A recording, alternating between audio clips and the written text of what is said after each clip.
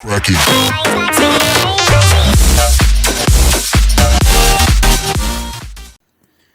Senhor Deus, engrandecido seja o teu nome.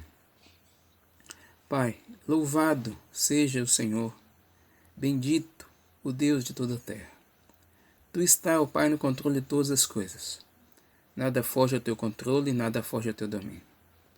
Nós somos teus, ó Pai, ovelhas do teu pasto.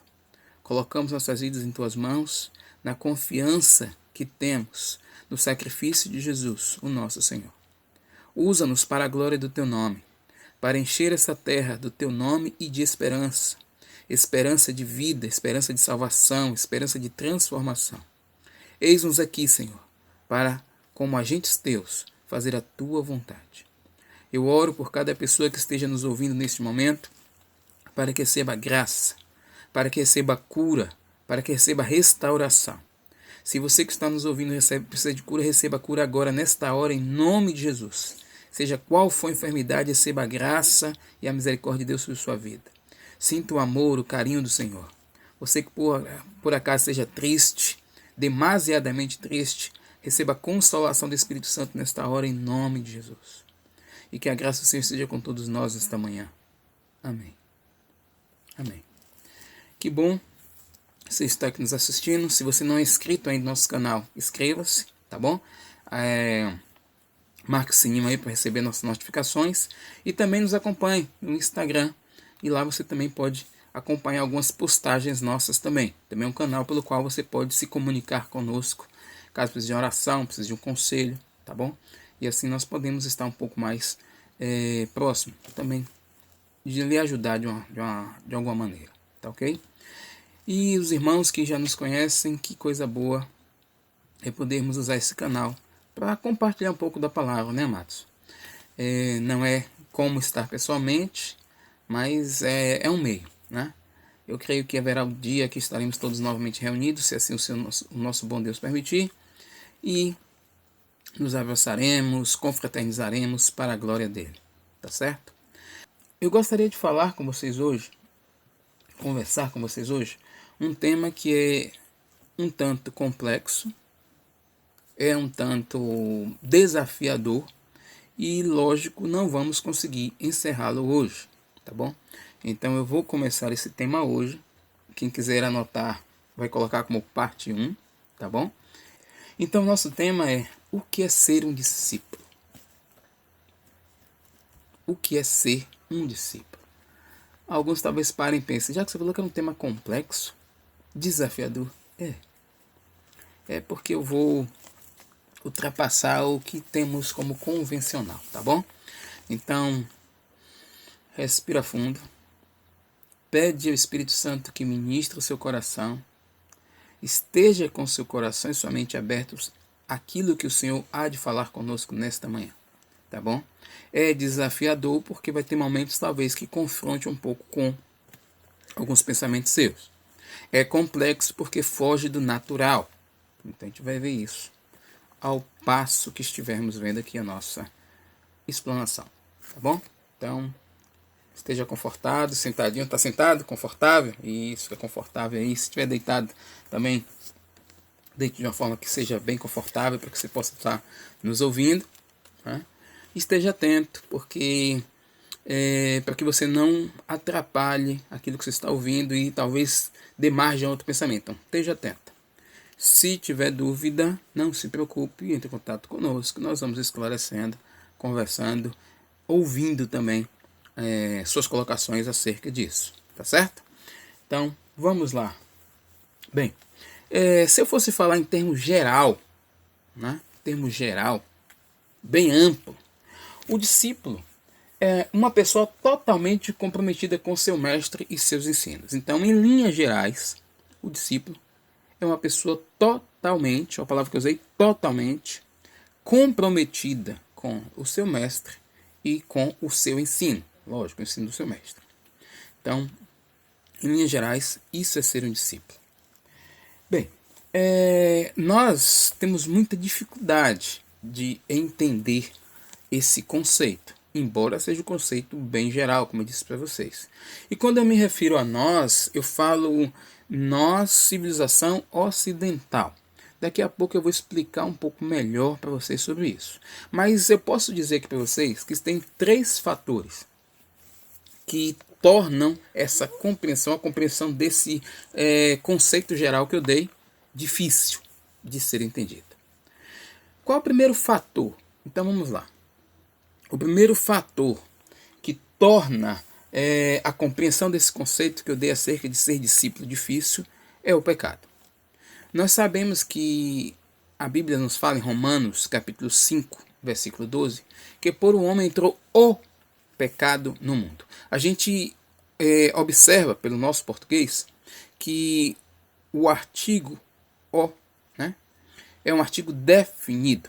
Então ele está falando que por um homem entrou o pecado no mundo. Então está definindo que o pecado aí é algo específico. Sabemos que o pecado aqui o texto ali se refere, diz respeito à rebeldia, a essa vida de independência de Deus, né? E então o primeiro fator que dificulta a compreensão desse texto de ser uma pessoa completamente comprometida é o pecado. Porque o pecado da rebeldia, ele vai nos levar, logicamente, a, como eu coloquei aqui, a um caminho de busca individual que procura a autossatisfação. Então, o pecado, ele gera em nós o desejo de ser independente e nos leva a acreditar que nós sabemos os caminhos que temos que seguir. Então, não estamos dispostos a ouvir uma orientação ou ser guiados. E quando nos permitimos ser guiados, somos guiados até um determinado ponto, a partir do qual já achamos que sabemos e vamos além.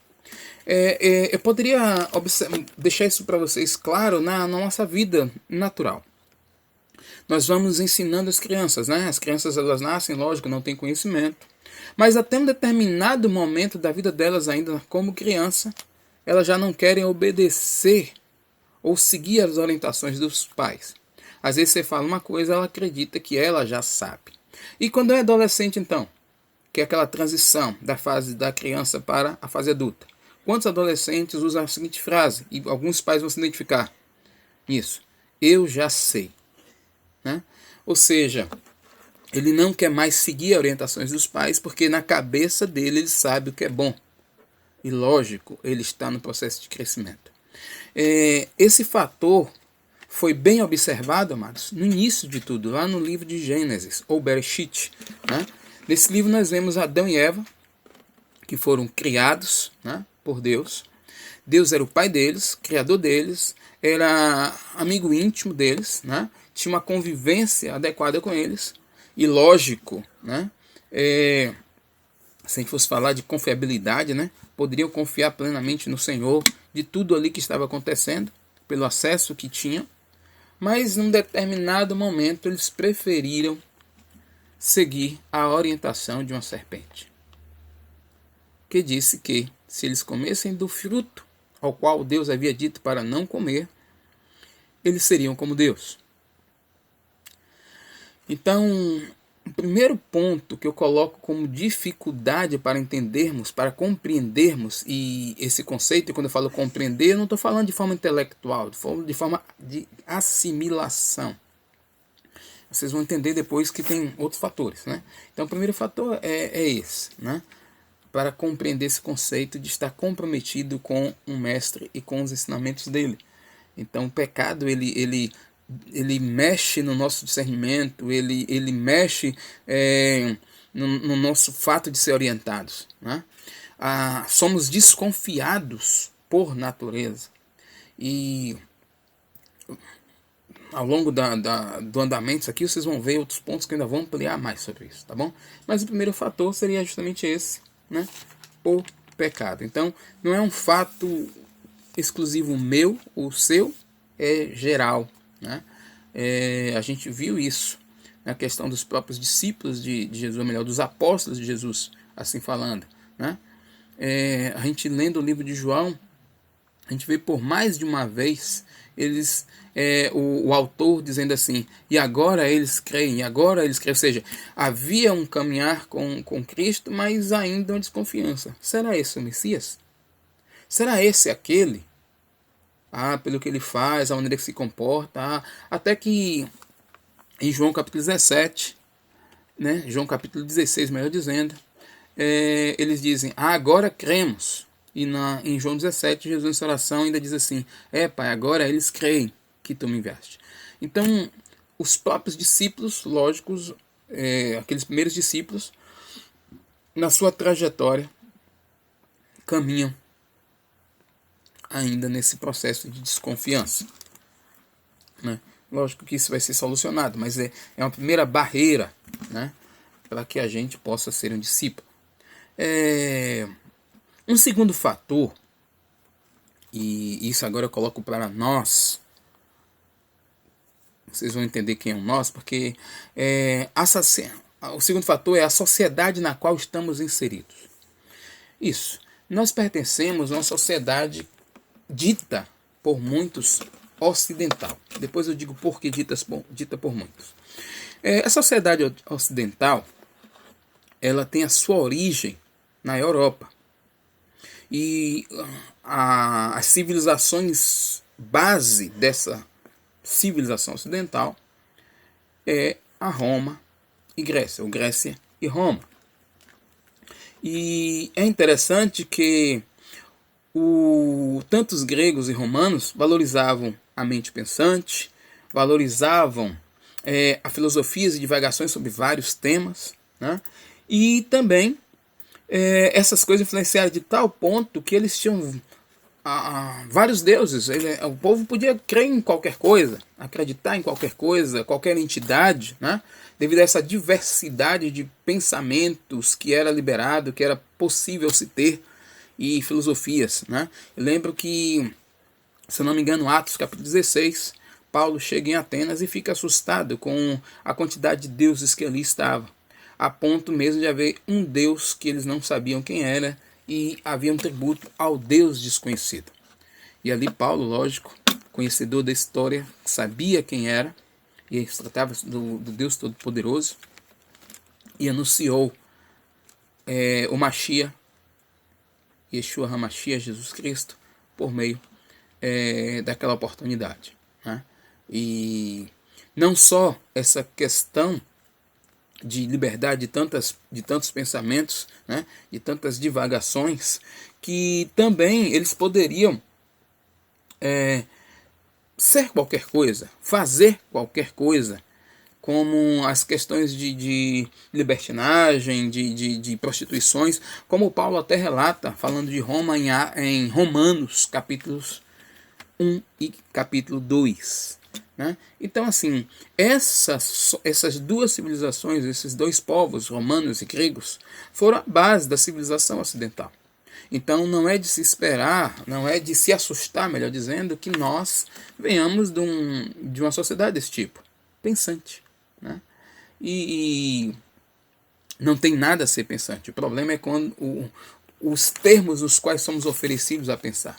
O pensamento de forma a questionar, de forma a valorizar mais a rebeldia que está intrínseca em nós. Eu disse a vocês que essa questão de sociedade ocidental, ela tem uns questionamentos, porque tem alguns cientistas que dizem que nós da América Latina, não somos a sociedade ocidental. Porque tivemos influências indígenas muito fortes, influências africanas muito fortes, tal, e debatem sobre isso. Bem, eu não estou aqui para defender se somos ou não somos ocidentais. Eu posso dizer a você, tivemos uma forte influência ocidental, né? Primeiro pela nossa colonização, colonizado por países europeus, tanto Portugal quanto Espanha. Tivemos contato com esses dois povos. Lógico que Portugal predominou, né, na colonização do nosso país.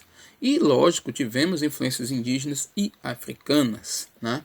Então, a gente tem uma mistura, mas esses pensamentos ocidentais, principalmente fundamentados em Europa, nos seguiram por muito tempo e até hoje, lógico, influenciam de uma certa forma. E quando a própria religião foi estabelecida como oficial no nosso país, ela teve com base uma raiz europeia, né, que logicamente trouxe seus conceitos prontos para cá. Então esse fator intrinsecamente em mim e em você interfere. Por quê? Porque muitas vezes nós nos questionamos de tantas coisas, nós questionamos tantos conceitos e coisas, e damos margens a tantas liberdades, né? E queremos, logicamente, dentro desse pensamento ocidental, criar um Deus dentro daquilo que pensamos, né? Um fator que dificulta no fato de sermos discípulos seria esse. Por quê? Porque Deus tem a sua maneira de ser, tem a sua forma de ser, tem a sua maneira de ser, e ele revelou-se apenas a um povo na terra, que foi o povo judeu, foi o povo hebreu. E do povo hebreu veio a base de como é esse Deus. E nós queremos pensar, devagar, pesquisar e criar uma forma e não nos submeter à forma que a palavra, a escritura já diz acerca desse Deus. Vamos conhecer Deus pelo que a palavra diz. E lembremos que a palavra, ela traz toda uma historicidade do povo judeu. Então não vamos compreender Deus pelo pensamento grego, pelo pensamento romano, pelos estudos acadêmicos que essa civilização ocidental influenciou. Por quê? Porque o nosso Deus, ele está culturalmente e intimamente ligado à história deste povo hebreu. Então é um fator que nós aqui ocidentais também temos muita dificuldade de entender o que é discípulo, porque nós recebemos um termo grego para nós que foi aluno, e nos tornamos aluno, mas o aluno é um questionador por natureza, né? O aluno, ele tem os meios de crescer, e a proposta que foi feita no Éden, que eles poderiam chegar a ser como Deus, sem estar ou sem seguir as orientações de Deus, está incutida em nós do Ocidente. Então nós buscamos conhecimento, e às vezes nós pensamos que as pessoas que estão nos instruindo, elas estão escondendo, elas poderiam nos dar mais, ou temos nossas fontes que nos levarão a um conhecimento maior. Então, falei com vocês até agora 2 fatores que nos dificultam compreender o que é ser um discípulo comprometido com seu mestre e com seu ensino. E o terceiro fator, embora eu poderia abordar mais outros fatores, eu vou me deter apenas no terceiro fator, é a nossa formação individual e social. Quando eu falo social, eu não me refiro mais à sociedade como um todo. Eu me refiro agora a essa sociedade mais próxima de você. Família, políticos, amigos, né? Nessa micro sociedade que envolve a mim e a você. Nossa formação, quando eu falo desse fator, nossa formação, muitos de nós tivemos pais que não eram confiáveis, né? Muitos de nós tivemos amigos que nos traíram de uma forma ou de outra, talvez revelando um segredo nosso, nos colocando em situações muito complexas, né? Isso foi gerando marcas em mim, fomos gerando marcas em outras pessoas, e lógico, tivemos uma dificuldade maior de confiar. As pessoas que poderiam nos proteger não se tornavam tão confiáveis, sejam policiais, sejam próprios políticos que um dia vieram, nos prometeram algo, prometeram aos nossos pais, aos nossos parentes, né? Pessoas que muitas vezes se aproveitaram da nossa boa fé e aprontaram conosco, aprontaram com nossos familiares, geraram marcas, né? Então esses fatores também, lógico, interferiram de forma assim, muito precisa em nós, para que pudéssemos hoje nos comprometer com alguém e com seu ensino. Então é mais fácil dizer assim: eu sou discípulo de Cristo Jesus, porque Jesus é o Senhor, está reinando, né? Mas, e lógico, não vai trair-nos, mas, contudo, todavia, não é essa a proposta de Jesus. Ele é o nosso Senhor, mas ele nos incumbiu de fazer discípulos. Opa! Se ele me incumbiu de fazer discípulo, ele me incumbiu para ser orientador de alguém, para ser confiado por alguém, para ser seguido por alguém. E aí entra a dificuldade que nós temos. Por isso que eu disse para vocês que era um pouco complexo, um pouco desafiador. Se sendo discípulo está totalmente comprometido com o ensino, com a pessoa, com essa pessoa, com o mestre, entre aspas, nesse caso nosso, e com o ensino, como me comprometer se esses três fatores são tão pesados? Pecado, sociedade na qual estou inserido como um todo, que no nosso caso a sociedade ocidental, ou pseudo-ocidental, influenciada por tantos outros contextos que eu acabei de citar anteriormente, e ainda por cima, as minhas dificuldades pessoais, a minha formação, as lutas, dificuldades, história de vida pela qual passei. É complexo, né? Muito complexo. Mas quem propôs isso? O nosso Senhor. Eu vou mexer um pouco com vocês porque eu vou ampliar isso. Se você parar um pouco e pensar, veja como é a igreja ocidental. Como é que é a igreja ocidental? Quantas denominações existem? Quantos homens e mulheres estão feridos, afastados da igreja?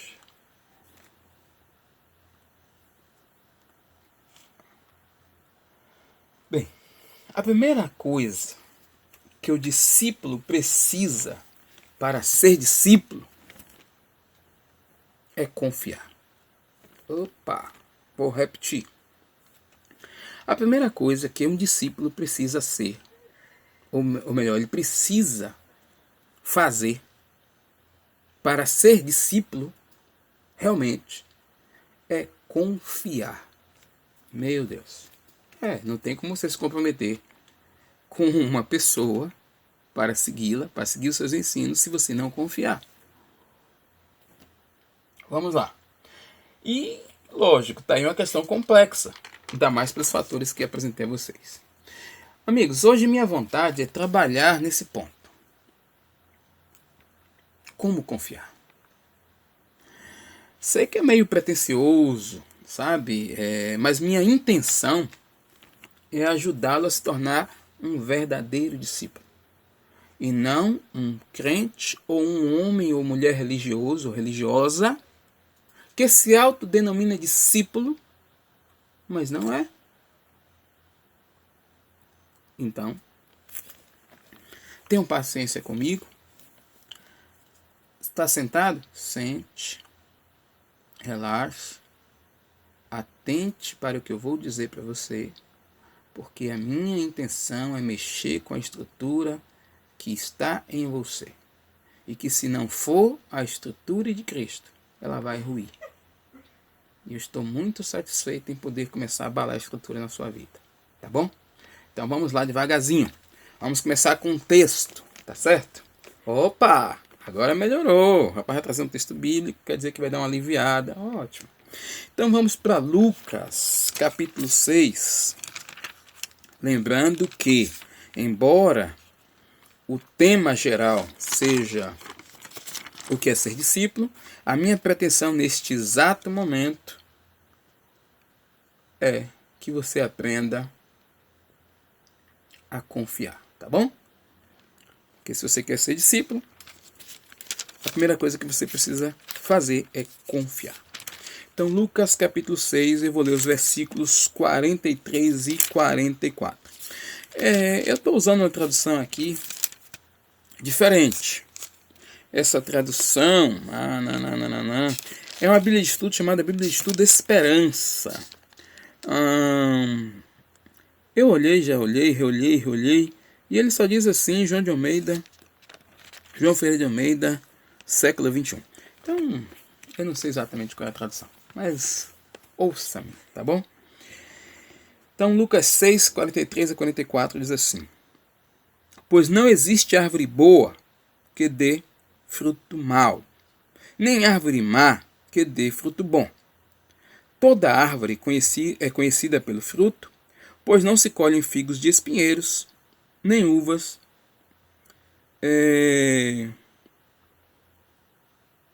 nem uvas dos espinhos. Pronto. Então, repetindo esse versículo 44, toda árvore é conhecida pelo seu fruto, pois não se colhem figos dos espinheiros, nem uvas dos espinhos. Beleza, beleza, beleza. Então, o texto que eu usei, primeiramente, para ajudar você, né, nesse como confiar, né, é o texto de Lucas 6, 43 a 44. Então, ele está dizendo, nós já lemos aqui, que não existe árvore boa que dê fruto mau. Então, nós sabemos que vamos conhecer as árvores pelo fruto. Coisa boa. Mateus 12, 33 diz a mesma coisa, né? Tá bom. Só se tem como saber ou se conhecer um fruto se experimentar um fruto. Então tem que prová-lo. E para provar um fruto de uma árvore, né? De uma árvore, não estou falando de uma banca, porque numa banca, numa loja, no mercado, você pega frutas selecionadas, mas onde está a árvore? Então vamos falar de árvore e de fruto. Então, se eu sei que a árvore tal produziu bom fruto, eu preciso chegar à árvore tal e experimentar o fruto desta árvore, tá bom? Então vamos deixar da sociedade moderna de mercadinhos e vamos ao campo. Vamos pegar o fruto na origem. Ótimo. Então vamos lá. Então eu tenho que me aproximar da árvore e pegar o fruto desta árvore e prová-lo. Talvez alguém tenha me dito, mas é bom você experimentar. Vamos conhecer o fruto desta árvore. É interessante que quanto mais nos aproximamos das árvores, mais imperfeições nas árvores veremos. Quando você vai no mercadinho ou na quitanda e pega o fruto, você não sabe como era aquela árvore. Tinha alguma marca nela, seu tronco era torcido, seu tronco estava apodrecido, era uma árvore nova, era uma árvore velha. No campo, no contexto próximo à árvore, você vai conhecer.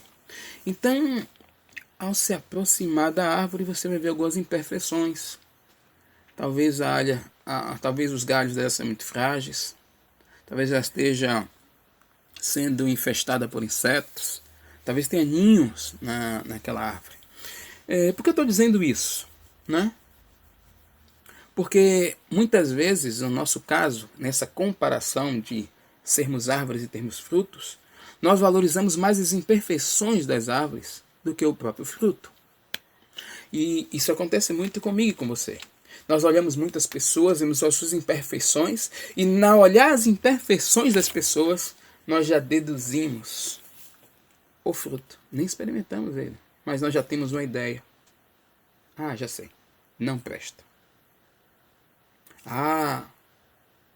Lembremos que a árvore que a serpente mostrou para Adão e Eva, a árvore da qual o Senhor disse que não era para comer, seu fruto era atraente, vistoso, mas a ordem foi: não coma. Então, amados, para que eu possa conhecer a árvore, eu preciso me aproximar da árvore e ter cuidado para que as imperfeições da árvore não impeçam ou não atrapalhem o meu julgamento. Lembro também de um texto que Jesus disse que não devemos julgar para que não sejamos julgados, mas julgar é o que mais fazemos. Infelizmente. Vamos continuar. E, lógico, falando da árvore, nós vamos encontrar várias marcas, né? E eu posso até interpretar essas marcas de algumas formas, tá bom?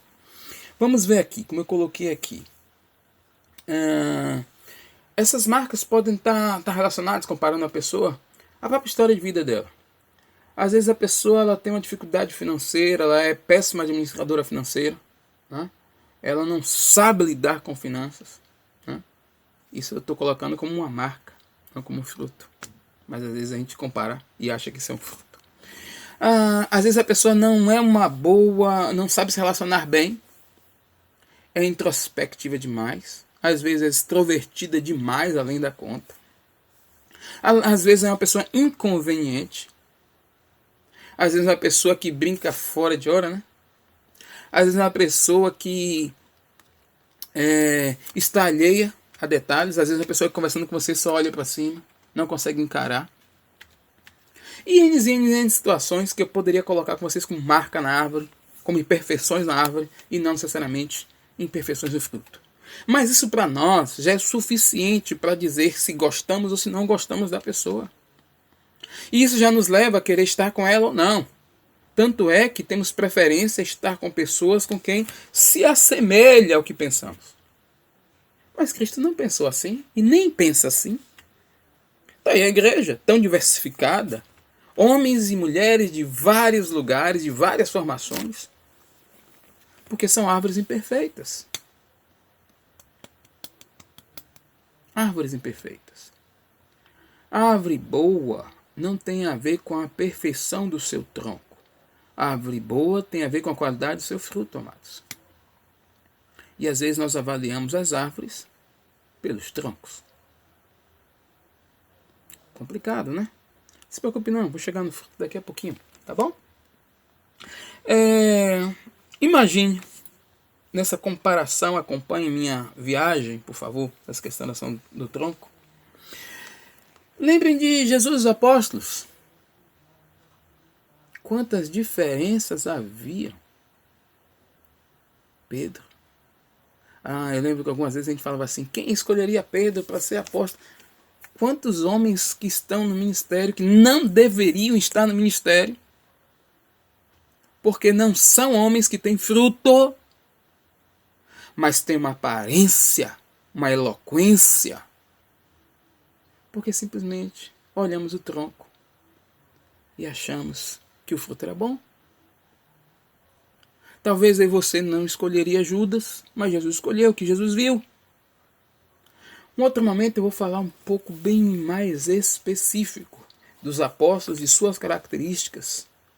E vamos entender um pouco da escolha de Jesus. Não foi escolha aleatória. Mas Jesus viu o que você precisa ver. E o que eu preciso ver, e nós vamos ouvir isso aqui. Daqui a pouquinho.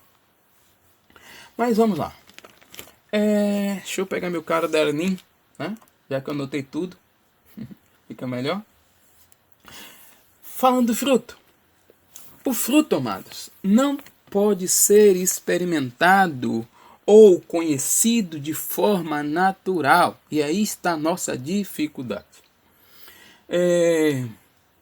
Por que está a nossa dificuldade? Julgamos as pessoas. Cadê? Julgamos as pessoas, né? Pelo nosso sistema danificado. Pelo nosso sistema danificado de interpretação das coisas. Lembra que o pecado afetou tudo que há em nós? Então, todo o meu julgamento natural está danificado pelo pecado.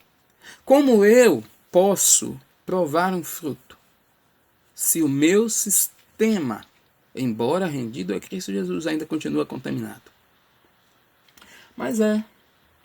Mas foi-nos dado a maneira de experimentar e provar o fruto. Você sabia disso? Foi. Como é que eu posso experimentar um fruto? Primeiro, entendamos uma coisa. O fruto não é natural. Se o fruto não é natural, ele não está baseado, ele não está fundamentado nas minhas imperfeições, nas suas imperfeições. O fruto é espiritual. Opa! Você lembra fruto do Espírito? Bondade, longanimidade, benignidade, domínio próprio, perseverança. Amados, isso é gerado por Deus em nós, por meio do Espírito. Eu não sou bom, você não é. Nós não somos assim porque o pecado dominou a mim e a você. Mas o Espírito gera esses frutos em nós. Mesmo imperfeito como somos. Porque somos árvores que, se não trabalhadas pelo Senhor, continuaremos produzindo frutos espirituais ruins que nos levarão à consequência que nós já sabemos no final. Mas Jacques, peraí. Se o fruto é espiritual, como é que eu posso experimentar o fruto? Como é que eu posso saber se esse fruto é ou não é? Calma, vou dizer para você. Tem um texto que eu vou ler com vocês que está em 1 Coríntios, capítulo 2. É isso mesmo? É 1 Coríntios, capítulo 2. Versículo 14 e 15. Diz assim, meus irmãos: o homem natural, repita aí comigo, o homem natural. Repita, não tem vergonha não, ninguém vai te julgar não. O homem natural, isso. Não aceita as coisas do Espírito de Deus, pois são absurdas. Como é que você chama Judas para o ministério? Isso é um absurdo. Como é que você vai confiar o reino a um Davi? Um homem daquele que, embora sabamos que era segundo o coração de Deus, cometeu adultério, homicídio. Absurdo. Então o natural não aceita as coisas do Espírito de Deus. O cara foi assassino, matou, roubou, era ladrão e hoje é pastor. Absurdo. O homem natural não aceita as coisas do Espírito de Deus, pois são absurdas. E não pode entendê-las, pois se compreendem espiritualmente. Pois se compreendem espiritualmente. Pois se compreendem espiritualmente. O vídeo não travou não, viu? Eu que estou repetindo. Versículo 15. Mas aquele que é espiritual compreende todas as coisas. Mas aquele que é espiritual faz o quê? Compreende todas as coisas. Ao passo que ele mesmo não é compreendido por ninguém. Amados, só tem uma maneira de provar os frutos que as pessoas produzem. É sendo espiritual. O homem espiritual discerne bem todas as coisas. Ele consegue distinguir o que é um bom fruto e o que é um mau fruto. Isso não tem a ver necessariamente, nem diretamente com as ações que os homens fazem, porque os homens são pecadores.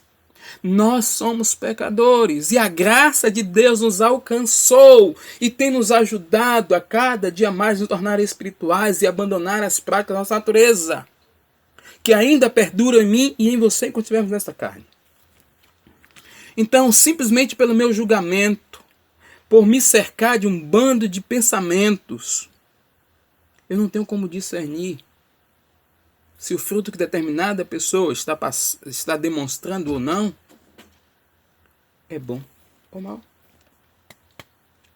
Lembra quando eu perguntei a vocês quantas denominações há? Por quê? Porque os homens julgaram segundo o que entendiam da sua distorcida compreensão e julgaram. Não confio mais nesse pastor. Porque esse pastor fez isso, fez aquilo outro. Olha a forma que ele está falando com a finança. Não, porque tem que agir dessa forma. Não, porque o ministério tal. Não, porque eu nunca vi isso.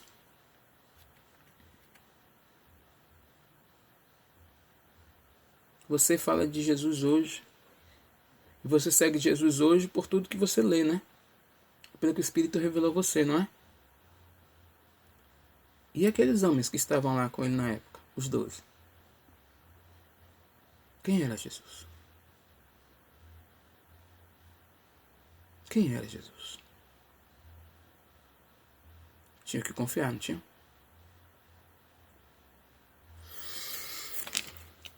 Para ser discípulo tem que confiar. Vamos lá.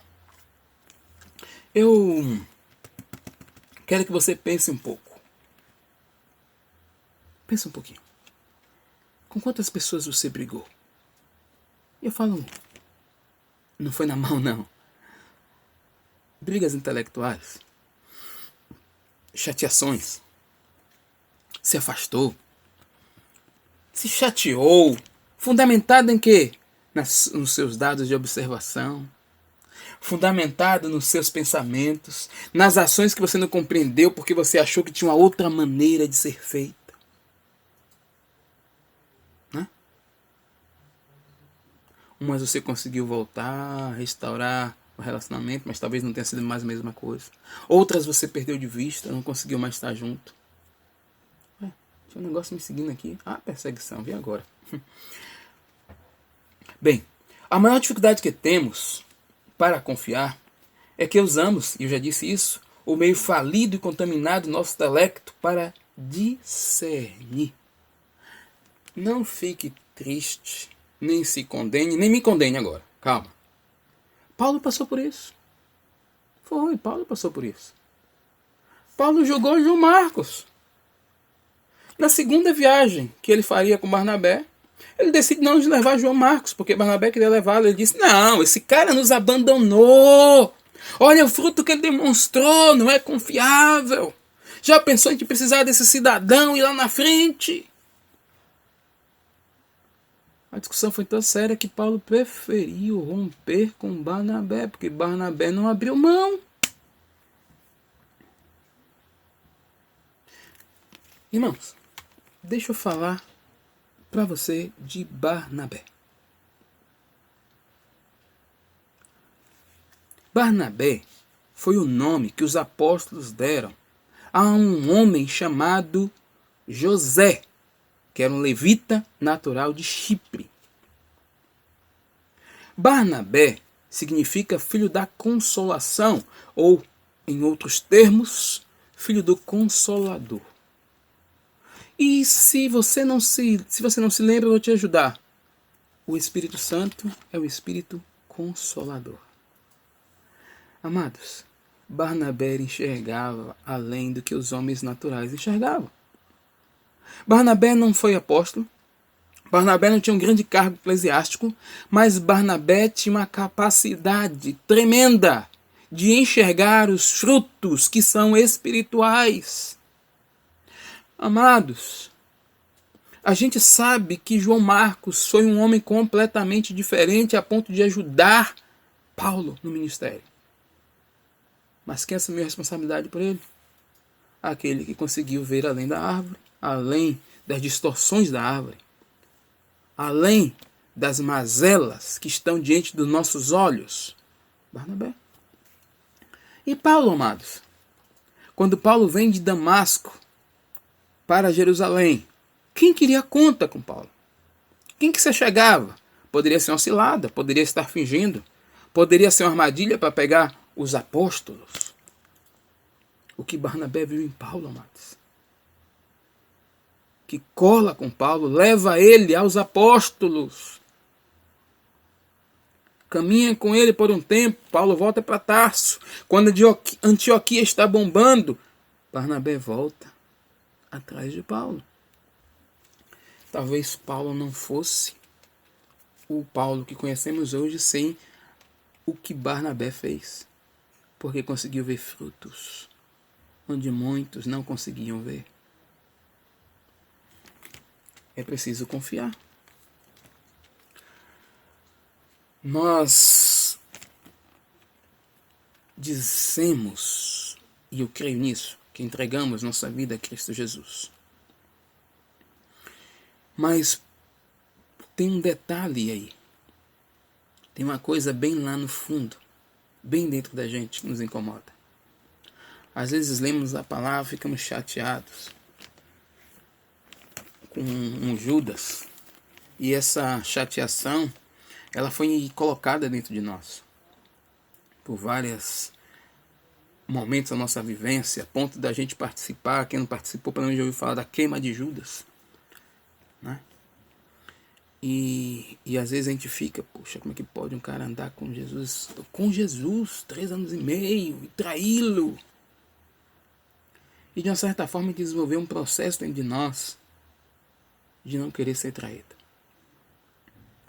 E eu acredito que até de forma inconsciente desenvolvemos um mecanismo de nos cercar de vários conhecimentos. E ficamos observando as pessoas, observando as ações, diante de quem está nos direcionando, nos liderando, nos guiando. Porque não queremos ser traídos. Não queremos passar pelo que nosso Senhor passou. Situação semelhante.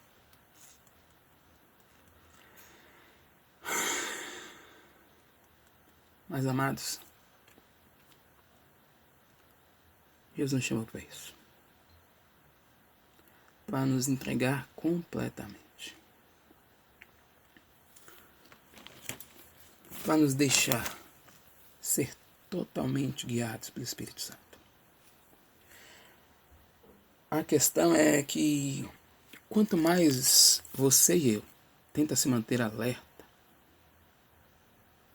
acerca das pessoas e de tudo que te cerca, menos espirituais nos tornamos. E mais dificuldade temos de discernir. E quando não conseguimos discernir os frutos com perfeição, nos isolamos. Ficamos sozinhos. Porque para estar na igreja, amados, precisamos ser discípulos. Quando eu falo igreja, eu falo a igreja de Cristo, a noiva que Ele vem buscar. E para ser discípulo eu preciso confiar. E o confiar me levará a me tornar um, assim como Cristo é, com o Pai. Para que todos sejam um. Eu preciso confiar em você. Você precisa confiar em mim. Mas não conseguiremos fazer isso pela nossa visão natural e carnal. É impossível. Os discípulos entenderam. Os apóstolos entenderam. Depois da vinda do Espírito Santo. Você lembra que o próprio Pedro tentou fugir, negando Jesus. Mas depois eles oferecem-se para servirem de mártir. Tenho 2 textos que eu vou pedir que você leia com calma depois, tá bom? Um é Mateus 16, 23, quando Jesus fala para Pedro: apartai-vos de mim, aparte-se de mim, Satanás. Você vai ver depois por quê. Pensar como homem. E tem outro texto que é Hebreus 10, 25. Não se afastar de sua congregação. Quando fala congregação, está falando de espaço, de pessoas. As pessoas têm dificuldades, sempre terão dificuldades. As pessoas sempre terão problemas e manifestarão seus problemas. E você verá porque você está convivendo com elas. Talvez o problema que ela vai manifestar você não goste, mexa muito com você, mas isso não te dá o direito de não experimentar o fruto da forma adequada. Mas só tem uma forma de experimentar o fruto, sendo espiritual. E para ser espiritual, você precisa deixar de ser carnal. E para deixar de ser carnal, você precisa morrer. Nós não queremos morrer. Nós não queremos abrir mão. Eu lembro que Paulo trouxe orientação aos Tessalonicenses. 1 Tessalonicenses 5,17. Orai sem cessar. Irmãos, não tem como ser um genuíno discípulo sem confiar. Não tem como ser um genuíno discípulo sem ser espiritual e sem experimentar do fruto. Ouça com calma essas minhas palavras. Revise. Se preciso, assista de novo. Anote.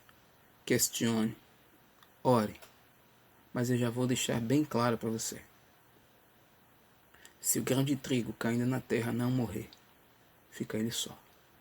João, capítulo 12, versículo 24. Para ser discípulo é preciso confiar. Esse é o primeiro ponto. Deus abençoe vocês. Que a graça do Senhor esteja com vocês. Que o Espírito Santo amplie esse conhecimento no coração de vocês. Tá bom? Deus abençoe, amados. Foi um prazer conversar com vocês nesta manhã. Até a próxima.